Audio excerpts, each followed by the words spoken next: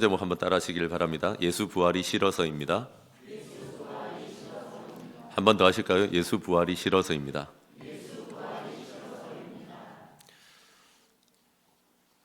여러분, 오늘 이 말씀을 보니까 사도들이요 백성들에게 예수님과 예수님으로 말미암아서 한 장애인을 고쳤다. 오랜만에 하니까 좀 사도행전이 생소하실 수 있는데, 태어나면서부터 앉은 채로 한 번도 일어서 보지 못했던 장애를 가지고 있는 분 있었잖아요.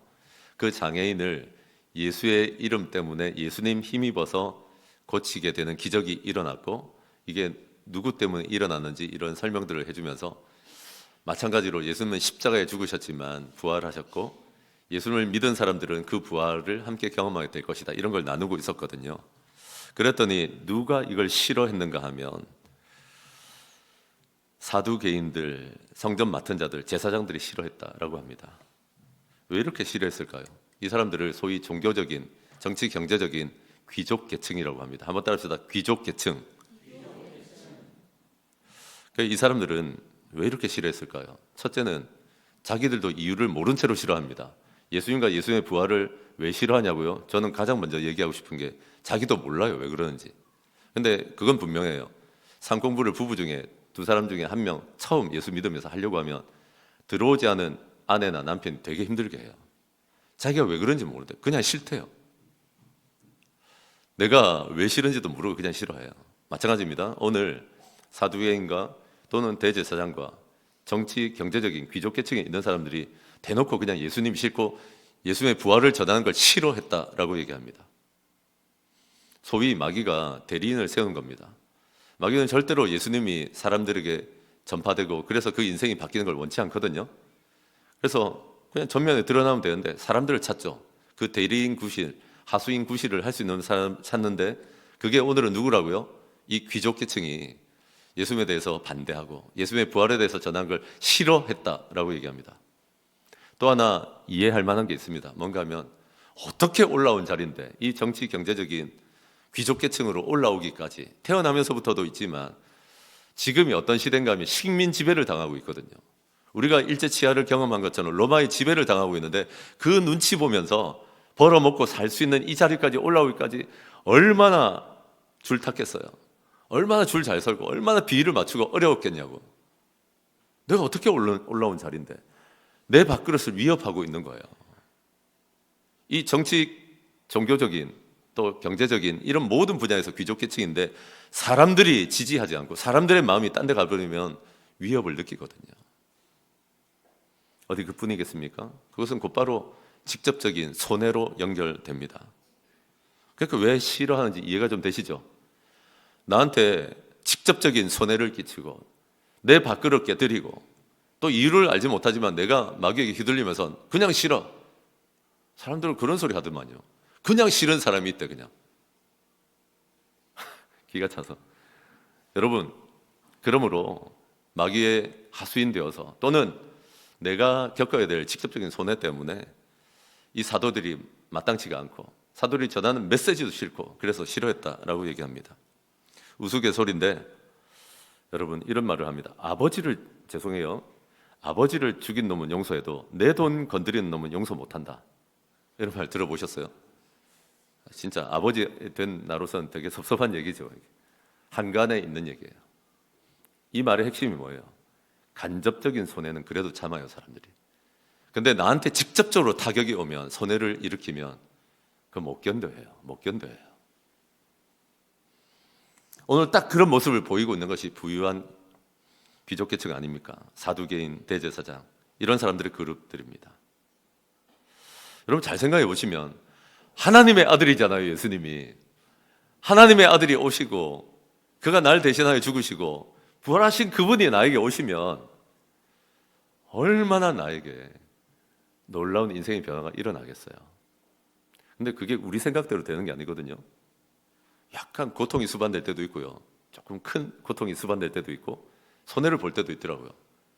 여기 처음 예수 믿는 분들한테 죄송합니다, 예수 믿어보니까 모든 고통과 손해가 없었다, 거짓말이에요. 있어요. 예수 믿기 때문에 겪어야 될 것도 있어요. 그런데 지나놓고 보면 그분은 우리 예수님은 우리에게 생명 주실 뿐만 아니라 풍성함을 주시거든요. 지나놓고 보니까 그거 다 갖고도 나는 고통만이 아니라 형통을 주시더라고요. 아멘이십니까? 그 믿음이 있는 거예요. 예수 믿는 사람들은. 뭐 고통이 없어. 지금 좀 이따가 얘기하겠지만 이렇게 전했다고 감옥에 가둬버립니다. 사도행전 내내 나오는 얘기는 하나님을 전하는 사람들일수록 진짜 사도고 정말 하나님께 쓰임 받을수록 감옥 한 번은 다 갔어요. 가다가 배가 부서지는 얘기들도 나오고요. 그럼 그런 고통이나 그런 손해가 없어야지. 직접적으로 다 날아가 버렸어요. 죽도록 맞았어요. 죽은 줄 알고 내다 버릴 때도 있었어요. 그럼 그런 손해나 직접적인 손해나 고통이 없어야지. 있습니다. 그대로 그 모든 직접적인 고통을 뛰어넘고 손해를 뛰어넘는 하나님의 풍성함이 그것을 감당하고도 남게 하시는 줄로 믿습니다.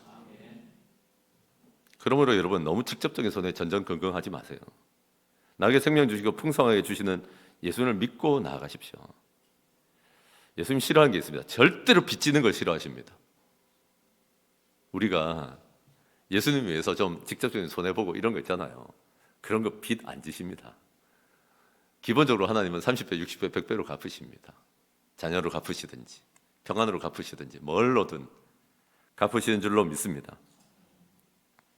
그러므로 너무 직접적인 손해 연연해하지 마시는 저와 여러분 되시기를 바랍니다. 이번에 강사님 오셨는데 지난주에 수련회 얘기를 거의 못했으니까 그분을 제가 잘 아는데 희한한 얘기를 하시더만요. 예수 믿기 전의 얘기입니다. 강사님이 음주운전을 하다가 잡혀가지고 어려움을 많이 겪었더만요. 그 술을 조금씩 이렇게 먹었는데 타락한다고 다른 게 있냐. 내가 술을 좀 마셨다. 일주일에 7번. 대단하다 이런 생각이 들었어요. 네, 여러분 그게 얼마나 그 사람들한테는 중요한 삶인지 압니까? 그때 알딸딸해지면서 기분 좋게 서로 마음을 나누고 그때만 진실을 얘기할 수 있고 그 술 마시는 분위기가 좋은 거지 얼마나 행복했겠습니까? 근데 내가 지금 이제 예수 믿을 타이밍이 왔는데 이 손해를 감당을 못 하겠는 거예요. 근데 요한복음 10장을 이렇게 볼 수 있는 기회를 주시고는 하나님이 뭐라고 하는가 하면 내가 너에게 생명 줬잖아 뿐만 아니라 너에게 풍성함도 준다. 그게 믿어지더래요. 아 그렇구나. 내가 직접적인 손해보는 거 고통스러운 거 이런 것만 생각했는데 하나님은 나에게 생명 주실 뿐만 아니라 풍성하게 하시는 분이시구나. 아멘이십니까? 그래서 훨씬 수월하게 조금 하나님을 따르는 길로 들어섰다 이런 얘기를 하더라고요. 마찬가지입니다. 오늘 보니까 기가 찬 게 있어요. 뭔가 하면 우리 교회는 목장이란 걸 목금토 이렇게 하기 때문에 사실 오후 예배를 따로 하지는 않습니다. 여기 교회 처음 다니신 분들은 이상한지 모르실 수 있는데 여러분 옛날에 우리 신앙생활 할 때는 어떻게 했습니까? 오후 예배하고 저녁 먹고 저녁 예배 따로 했어요. 아침, 점심, 저녁을 달렸다니까. 잘 모르세요? 저도 그렇게 자랐어요. 근데 그렇게 한다 한들 하나님이 우리를 살리셨고 주일을 거룩히 또 안식일을 거룩히 지키라는 말씀이 주일을 거룩히 지키라는 것인데 저는 가끔 굉장히 냉정합니다. 주일날 집사님 저 좀 봅시다라고 하는데 저 무슨 일이 있어서요 이런 소리 하면 집사까지는 제가 봐드립니다. 권사님이나 장로님이 그런 소리 하면 진짜 제가 한 소리 합니다. 주일은 당신의 날이 아니에요. 아멘이십니까? 또 권사님들 장로님 대답 안 하시는데 우리의 날이 아니라고요. 그래서 억울해할 거 없어요. 근데 어린 사람들이나 청년들은 제가 염려하는 게 뭔가 하면 이번에 보니까 생명사람에 10명이 들어왔는데 이 사람들 계산을 안 해보고 들어온 것 같아. 1부 예배 때 봉사하고 2부 때 말씀 듣고 점심 먹고 오후에 또 생명의 사람 들어오면 살겠어요? 못 살겠어요? 나는 계산이 되는데 이 사람들은 순수한 것 같아. 나도 모르게 지칠걸? 여러분 거짓말하고 싶지 않아요. 직접적인 고통이 있고 손해가 있죠. 그런데 하나님이 그거 모르실까요? 하나님이 그 모든 직접적인 손해와 고통을 뛰어넘는 풍성함으로 13주 뒤에 두고 보세요. 갚아 주실 것이에요. 그리고 기본적으로 하는 얘기인데 주일은 당신의 날이 아니야. 청년들아 너희들의 날이 아니야. 교회에서 잘못 가르치는 거예요 사실. 주일날 바빠가지고 하나님이 뭘 쓰시겠다 그러는데 주일은 안 됩니다. 그게 무슨 말이에요 그게. 그래서 당연하게 생각하세요. 이렇게 하는 게 당연하지. 항상 해볼 수 있는 것도 아니고 사실은 VIP들과 청년들이 많았기 때문에 이번 학기만 주일반 하는 거거든요. 날이면 날마다 하는 거 아니에요. 대부분 화요일 아니면 목요일만 해요. 그러므로 이 기회를 잡으시고 직접적인 손해와 고통 너무 연연해 하지 마시는 저와 여러분 되시길 바랍니다. 영적인 귀족계층이 돼가지고 조금의 손해도 고통도 나는 싫다, 이런 거라면 왜 신앙생활을 하냐? 두고 보세요. 고통이 형통되고 여러분 손해가 이익되고 하나님이요 갚으시려고 작정하시면 상상할 수 없는 일들이 일어나는 줄로 믿습니다. 그러므로 여러분, 예수님이 싫고 그 부활이 싫다 보면 변화에 따른 손해를 싫어합니다. 변화를 싫어합니다. 한번 따라합시다. 변화를 싫어합니다. 그게 첫째로 제가 전하고 싶던 것입니다. 변화나 그 손해를 굉장히 싫어합니다. 남들보다 되게 민감합니다. 이제 가둬버렸거든요. 이거 되게 마음에 안 드는 두 사람이 자꾸 예수님 전하고 예수의 부활을 특히나 자꾸 전하고 이러니까 너무 싫은 거예요. 근데 뭐 해는 지고 해는 위험하다고 하니까 어떻게 할 수 없으니까 감옥에 가둬버렸습니다. 다음 날이 됐습니다.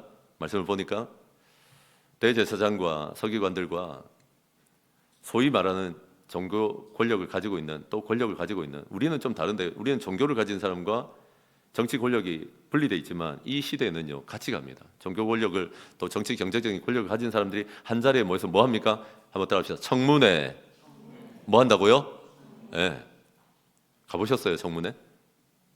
뭐든지요 공식적으로 가보기 전에는 큰소리 땅땅 치는데, 제가 뭐 갑자기 배심원으로 오라고 해가지고 재판에 참여해 본 적이 굉장히 떨리더라고요. 방화범 재판이었는데 내가 거기 있어야 되잖아.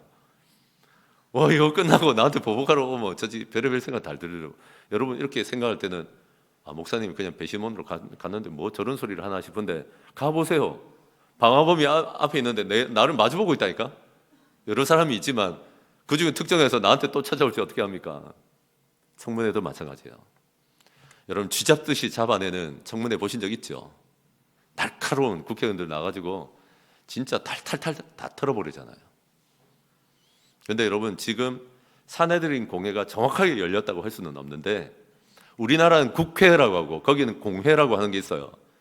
굉장한 귀족계층들이 다 모여가지고 쥐잡듯이 이제 잡으려고 하는 거예요. 그리고 이제 물어봅니다. 너희들 무슨 권세와 이름으로 그랬어? 목소리 깔고 물어보겠죠. 얼마나 위압적이고 고압적입니까? 너 도대체 무슨 권세와 이름이 있어서 이딴 짓을 한 거야? 라고 물어본 겁니다. 근데 이 질문을 받은 사람이 누굽니까? 한번 따라합시다. 새가슴. 얼마 전에 있었죠. 한 40여일 전에 어떤 여자 종이 불을 쬐고 있는데 너 예수님 쪽 사람이지? 라고 물었더니 뭐라고 했습니까? 아니다. 난 그를 알지도 못한다. 새가슴 비겁한 자식. 죄송합니다. 자식이라고 해서. 비겁한 사람이죠. 그 사람에게 지금 근데 더 큰 권력을 가지고 있는 귀족계층이 물어보는 거야. 도대체 무슨 권세와 이름을 했어? 왜 이런 짓을 한 거야? 라고 따져 묻는 거예요. 발발발 떨려가지고 대답도 못할 것 같은데. 근데 여러분 예수님이 약속하신 일들이 일어나요. 예수님께서 제자들에게 일찍이 뭐라고 했냐면, 너희들이 공회나 재판에 달려가더라도 대답할 거 염려하지 말고 미리 준비하지 않아도 된다. 내가 성령님이 일러주실 것이다 했는데, 드디어 이 새가슴이요 그대로 잊지 않고 담대하게 뭐라고 하는가 하면, 지금 내한테 물어보는 게 만일 병자에게 우리가 했던 착한 일에 대해서 물어보는 겁니까? 일단 표현이 좋잖아. 착한 일에 대해서 물어보는 겁니까? 내가 뭐 잘못했습니까? 라고 얘기하는 거예요. 그 병자가 어떻게 구원받았느냐고 물어보는 겁니까? 약간 확대해요. 치유받았는데 어떻게 구원받았는지까지 물어봅니까? 라고 이렇게 미리 한 步더 나가는 거예요. 그러면서 뭐라고 얘기합니까? 꼭 아십시오. 그러면서 무슨 얘기를 하는가 하면, 너희가 십자가에 예수님 못 박았잖아요. 이 말을 어떻게 하는지 모르겠어. 이 사람은 보통 권력을 가진 게 아니에요. 그냥 지도세도 모르게 날 죽일 수 있는 사람이에요. 근데 대놓고 뭐라고 하는가 하면, 너희가 십자가에 못 박혀 죽게 했잖아, 예수님을. 둘째, 그러나 하나님이 예수를 죽은 자 가운데서 살리셨잖아. 그 나사렛 예수의 이름과 능력으로 우리는 이 사람을 건강하게 낫겠다. 기억하시겠어요? 너희가 죽였다. 그 예수님을 하나님이 살리시고 부활시키셨다. 십자가에서 죽으신 예수님을. 그 예수님의 이름과 능력이지 뭐 다른 데 있겠냐. 그 예수님의 이름과 능력을 힘입어서 우리가 이 사람을 건강하게 했다라고 얘기합니다. 그거 아세요? 사도행전에요 2장, 3장, 4장에 오는 동안 3번이나 나옵니다. 이 얘기가. 성경을 쭉 읽는 분들은 이런 게 눈에 띄면 좋은데 어떤 게 이런 구조로 3번 나오는지 아세요? 베드로의 설교에서도 그렇고 2장에 3장에 4장에 나중에 시간을 내서 보십시오. 우리가 예수를 죽였다는 말 반드시 하고 하나님이 죽었던 예수님을 살리셨다, 부활시켰다 말하고 마지막 좀 다른 거는 이제 누구를 그 이름과 능력을 힘입어서 우리가 고쳤다 이런 얘기는 좀 달라지지만 베드로는 입만 떼면 반복해서 하고 싶은 얘기가 뭔가 하면 베드로는 입만 열면 하고 싶은 얘기가 뭔가 하면 네가 예수님을 죽였다는 거예요. 교회를 엄마 아빠 손 잡고 오랫동안 다니는 분들의 착각이 하나 있는데 한 번도 내가 죄인이라는 생각 해본 적 없을 수 있어요. 네가 예수님 죽였다고요. 적어도 나 때문에 예수님 죽었다고요. 이 얘기를 반복합니다. 여러분 이게 은혜로 깨달아질 수 있기를 바랍니다. 특히 모태신앙이라고 자라왔던 친구들 이 벽을 넘지를 못해요. 내가 죄인이었고 나 때문에 예수님이 죽었을 뿐 아니라 내가 예수님을 죽였다는 것까지 나가지 못한다고.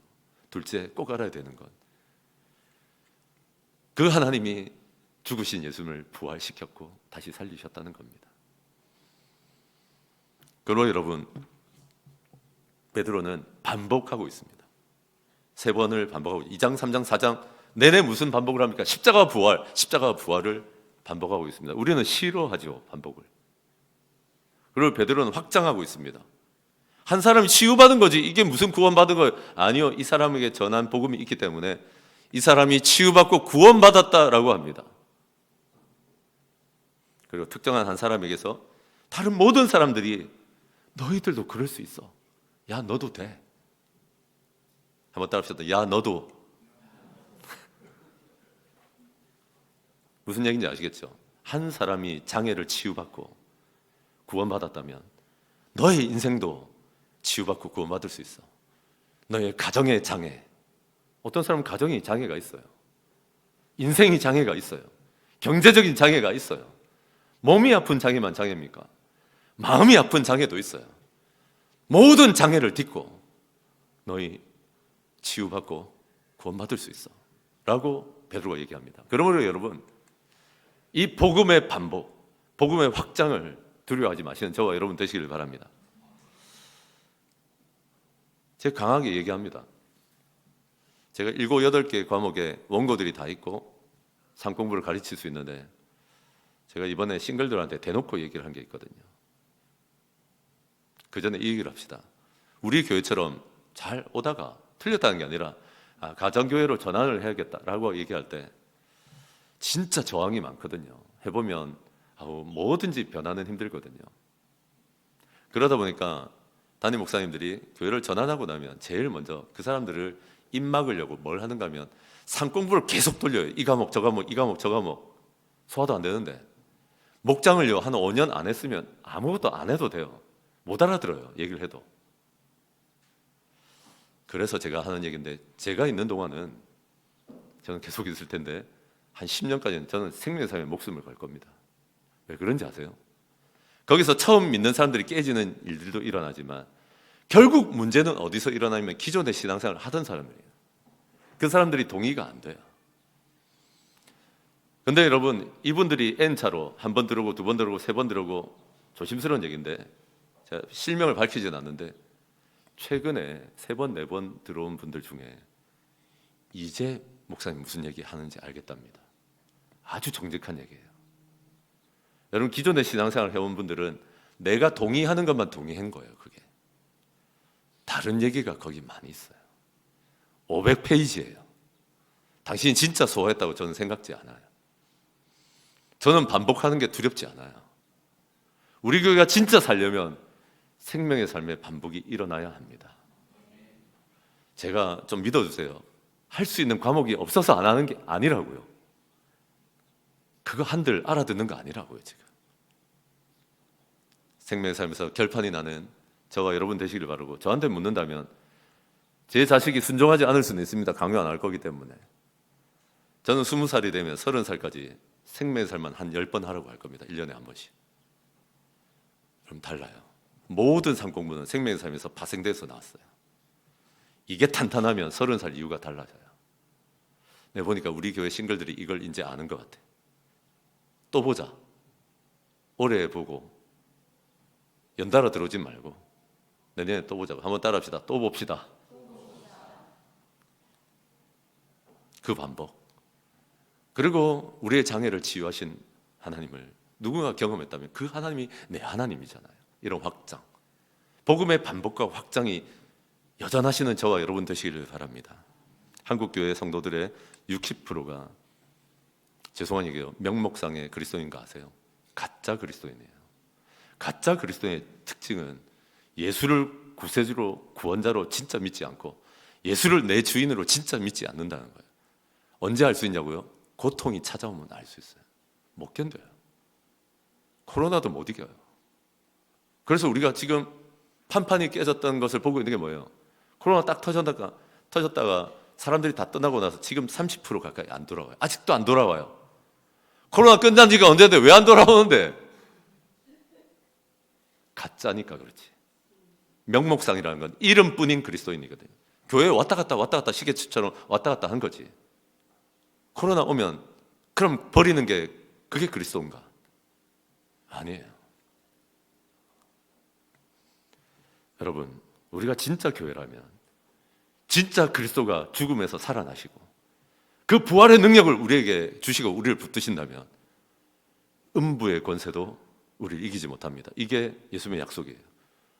음부의 권세가 교회를 이기지 못한다. 여주광역교회 빌딩을 이기지 못합니까? 여러분을 이기지 못한다는 얘기예요. 사망과 죽음이 여러분을 이기지 못합니다. 여러분이 겪고 있는 어떤 문제도 사망과 죽음보다 더 큰 게 있습니까? 그래도 죽는 것보다 쉽겠지. 어떤 사망과 죽음의 문제도 예수 믿는 사람들을 이기지 못합니다. 아멘이십니까? 그리고 여러분 하나 얘기합시다. 한국 교회 성도의 60% 정도가 명목상 이름뿐인 그리스도인이라고 했는데 또 하나 기가 막힌 게 뭔가 하면 우리가 약간 이게 기복적인 신앙이 좀 심하잖아요. 그래서 우리의 신앙생활 하는 걸 딱 들여다보면 하나님 나라에 대해서 뭘 자꾸 생각하냐면 죽고 나서 들어가는 하나님 나라만 강조할 때가 많아요. 그럼 물어봅시다. 죽고 나서 하나님 나라 들어가십니까? 마음이 나온 분도 있고 안 나온 분도 계시겠지. 그 다음에 뭐가 있냐면 그 전에 노타치예요. 하나님도 모르겠고 하나님 내 인생에 개입하지 마세요. 나 죽기 전에 깔끔하게 한번 예수 영접하는 거 확인하고 하나님 나라 갈 테니까. 거의 이렇게 신앙생활해요. 예수님은 그런 복음을 전하지 않았는데 죽고 나서 가는 하나님 나라 없다는 게 아니라 있는데 already 이미 시작됐어요. 하나님 나라가. 우리 예수님이 천국을 끌고 내려오셨잖아요. 하나님 나라에서나 있을 치유, 하나님 나라에서나 있을 능력 가지고 회개해라. 하나님 나라가 시작된다, 시작되었다, 가까웠다라고 하셨잖아요. 그럼 여러분, 예수님 무슨 얘기 하시는가 하면 하나님 나라에서나 있을 그 치유와 회복과 그 모든 눈물을 씻겨주는 일들이 예수님 만나면 지금부터 시작되는 거예요. 지옥이 아니라 지옥 같은 어떤 삶을 살았던 사람도 예수님이 하나님 나라를 시작하시는 거예요. 그 하나님 나라를 맛본 사람들은 여러분 다른 사람들이 불쌍하고 안타깝게 돼 있어요. 여러분 그게 아니기 때문에 나 죽어서 하나님 나라 가겠지 요 정도 딱 붙들고 있는 사람들은 다른 사람들이 지옥까지 사는 게 아무렇지도 않아요. 그거 뒀다가 중환자실 들어가기 직전에 딱 만나서 예수 영접하면 되는 거야. 제가 너무 과격하게 말했는지 몰라도 거의 그렇게 신앙생활 합니다. 여러분 예수님이 저 지옥 같은 가정을 구해줄 수 있다는 믿음이 있다면 그 사람 진짜 불쌍하고 안타깝습니다. 예수 믿어라. 너희 진짜 예수님 만나면 너희 가정에 하나님 나라가 시작된다. 저는 어느 목장에 또는 저는 어느 신방을 가게 되면 그 가정을 위해서 기도할 때 내가 기도하는 건 그거예요. 우리는 잠시 왔다 가지만 지옥 같던 이 가정에 하나님 복음이 들어가서 하나님 나라가 오늘부터 시작되게 도와주십시오. 자녀들과 지옥 같던 사람들에게 자녀 지옥에서 하나님 나라가 임하는 것을 보게 하여 주시옵소서. 내 인생이 그냥 우울하고 지옥 같던 사람들에게 하나님 나라가 시작될 수 있기를 바랍니다. 아멘이십니까? 어디가 지옥이세요 요새? 직장요? 딱 좋네요. 예수 믿는 사람들 반드시 직장에 우리 하나님께서 하나님 나라를 시작하시는 줄로 믿습니다. 여러분 가정이 지옥이십니까? 여러분 취업 준비가 지옥이십니까? 여러분 관계가 자식이 지옥이십니까? 하나님 나라가 시작됩니다. 천하 예수 이름 외에 다른 어떤 구원의 이름을 우리에게 주신 적이 없습니다. 예수 믿으면 죽어서 하나님 나라 가는 건 당연하고요. already 이미 시작됐습니다. 하나님 나라가. 그걸 경험하지 못하는 신앙생활을 했다면 죄송해요. 제가 잘못 가르친 거지 뭐. 그러나 여러분 한 사람의 장애를 고치는 이 기적을 왜 보여주시냐고. 하나님 나라나 있을 일인데 시작됐다는 거예요. 그리고 그 사람을 구원하는 거예요. 확장하라는 거예요. 반복하라는 거예요. 예수님을. 한 사람에게 그치지 않는다. 누구라도 좋다. 예수님께 와라. 그의 지옥 같은 인생을 내가 하나님 나라로 바꾸겠다. 아멘이십니까? 그러나 여러분 예수님 싫고 부활이 싫은 사람은 유일하심을 싫어합니다. 배타적이라고 말합니다. 한번 따라합시다. 유일하심을 싫어한다. 제가 지금 대지를 좀 다르게 얘기하고 있죠. 가장 먼저 예수님이 싫고 부활이 싫은 사람은 손해를 싫어합니다. 조금도 못 견딥니다. 예수님이 싫고 부활이 싫은 사람은요 유일하심을 싫어합니다. 그거 너무 배타적인 거 아니에요? 너무 독선적인 거 아니에요? 아니 다르다니까요. 예수 외에 천하 예수 외에는 다른 이름을 주신 적이 없습니다. 이런 치유의 이름, 이런 구원의 이름을 주신 적이 없다는 것을 굳게 믿고 의지하시는 저와 여러분 되시길 바랍니다. 이번 주에 사망의 권세에서 벗어나서 하나님 나라를 경험하기 시작하시는 저와 여러분 되시기를 바랍니다. 이렇게 대답을 하니까 한이 좀 몰아세워서 우리가 위협을 하고 압도하고 이러면 고분고분해야 되는데 베드로와 요한이 왜 이래? 왜 이렇게 담대하게 잘 말하는겨? 힘들죠. 그래서 13절에 보시면 베드로와 요한이 원래 이렇게 담대하게 말하는 왜 이렇게 원래 벙어리 냉가슴 혹은 새가슴이었잖아요. 아는데 전에 너 예수님하고 같이 다니는 건 알지만 찍소리도 못하던 사람인데 왜 이렇게 담대하지? 여러분 물어봅시다. 왜 이렇게 담대해요? 한번 따라합시다. 예수님 때문에. 네. 그 예수님을 계속 성령님이 생각나게 하시고 예수의 능력을 부어주시거든요. 그리고 굉장히 기분 나쁜 얘기를 합니다. 13절에 본래 학문 없는 범인으로 알았는데 범인이 뭐예요? 평범한 사람이라는 뜻인데 원어를 보면 비전문가, 비직업적인이라는 뜻을 갖고 있습니다. 우리는 죽어라고 신학을 공부하고 우리는 죽어라고 경전을 연구하고 구약 성경을 연구하고 섰는데 저것들은 뭐예요? 기분 나쁜 거예요. 기분 나쁜 거예요. 그런데 또 할 말이 없어요. 왜요? 제일 중요한 건 뭔가 하면 저 사람들이 담대한 것도 있지만은 병 나아버린 사람이 옆에 있잖아. 아무 말도 안 하고 막 이래 서 있어요. 맨 끝에 구절에 보면 그 사람이 40여세나 되었더라. 40대인 한 남자가 고침을 받고 옆에 이렇게 서 있는데 이 사람이 너무 유명했거든요. 이 성에서는 모르는 사람이 없을 정도로 불쌍하잖아요. 나면서부터 걷지 못하고 늘 구걸하고 있던 사람인데 이 사람이 나아버렸고 옆에 있으니까 어떻게 비난하고 어떻게 이거 아니라고 말할 수 있냐고요. 그래서 잠깐만 나가 있으라고 말합니다. 15절에 잠깐만 공회에서, 그래서 아까 제가 공회라고 한 거예요. 이 청문회에서 잠깐만 나가 있어라 너희들 작전을 짜는 거예요. 어떻게 짭니까? 자기들의 고민을 솔직하게 얘기하는 게 뭔가 하면 민간에 우리가 모든 사람에게 알려졌으니까 이 표적과 기적을 없앨 수는 없다. 벌써 나와버린데 어쩌냐. 저 사람을 다시 다리를 부러뜨릴 수도 없고 어떻게 하냐. 근데 이거 덮어지면 안 된다. 큰일 난다. 우리 밥그릇 다 깨진다. 그래서 다시 불러가지고 뭐라고 합니까? 경고합니다. 또 나중에 뒤에 구절 보면 위협합니다. 고작 한다는 게 부인할 수 없는 데까지 와놓고 아무리 못 배운 사람이지만 분명히 얘기하는 거 들어보니 이게 맞는데, 게다가 낳아버린 사람이, 예수 이름으로 낳아버린 사람이 저기 있는데도 부인 못 하잖아요.